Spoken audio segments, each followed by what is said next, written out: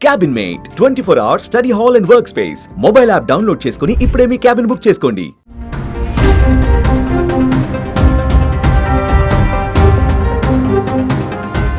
Ever green heroine Soundarya మరణం పైన గత 2 రోజులుగా హాట్ టాపిక్ నడుస్తుంది. అసలు ఆమెది యాక్సిడెంట్ కాదని ఇదొక హత్య అని చెబుతూ ఓ వ్యక్తి మీడియా ముందుకు వచ్చి సంచలనంగా మారాడు. ఇప్పుడు సౌందర్య మోహన్ బాబు గురించే చర్చ సాగుతుంది. ఇదిలా సాగుతుండగా సౌందర్యకు సంబంధించిన ఆస్తుల గురించి ఆమె భర్త కీలక వ్యాఖ్యలు చేశారు. ఇందులో మోహన్ బాబు పాత్ర గురించి ప్రస్తావించారు.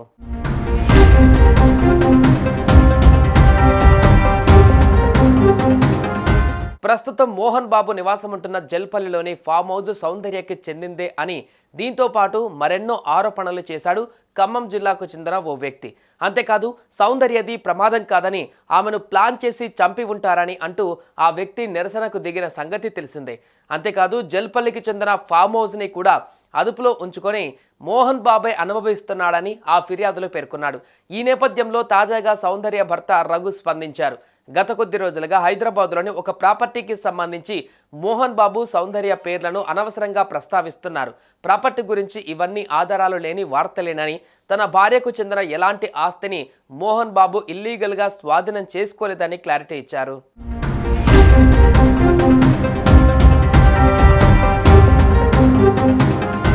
మోహన్ బాబు కుటుంబంతో తమకు 25 ఏళ్లకు పైగా స్నేహపూర్వక సంబంధాలు ఉన్నాయని, తమ మధ్య బలమైన బాంధవ్యాలు, ప్రేమ, అనురాగం ఉన్నాయని రఘు చెప్పారు. సౌందర్యతో పాటు తన అత్తగారు, బావమర్దితో మోహన్ బాబు కుటుంబం చాలా స్నేహంగా ఉంటారని, ఒకరిపై మరొకరికి పరస్పర గౌరవం ఉందని ఆయన వివరించారు.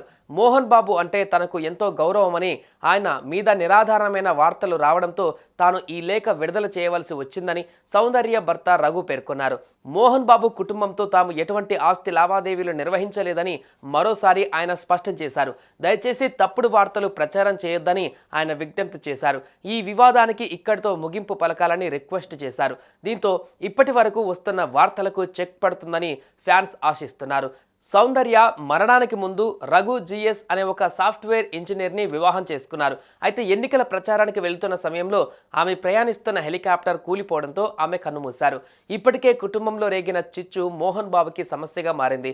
దీంతో కావాలనే ఇలాంటి రూమర్స్ క్రియేట్ చేస్తున్నారని ఫ్యాన్స్ భావిస్తున్నారు.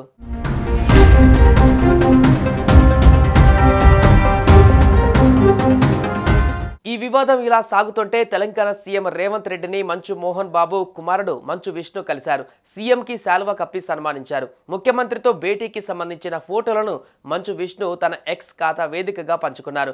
సీఎం రేవంత్ రెడ్డిని కలిసే అవకాశం తమకు లభించిందని మంచు విష్ణు పేర్కొన్నారు. పలు ముఖ్యమైన అంశాలపైన ఆయనతో చర్చించడం ఆనందంగా ఉందని రాసుకువచ్చారు. తెలుగు చలనచిత్ర పరిశ్రమ అభివృద్ధికి ఆయన చూపిన చొరవకు, నిబద్ధతకు ధన్యవాదాలు అని తెలిపారు.